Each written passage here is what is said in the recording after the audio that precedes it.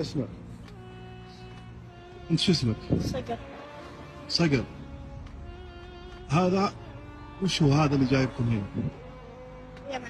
قول لي قصتك. يمن. قصتك وش هي؟ أبي متوفي وأنا دخلت هنا أشقي على أمي. ايوه.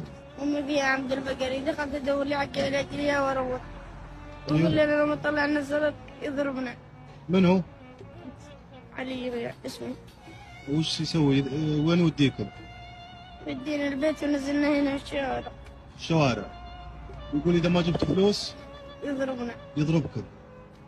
وين ضربك؟ شوف.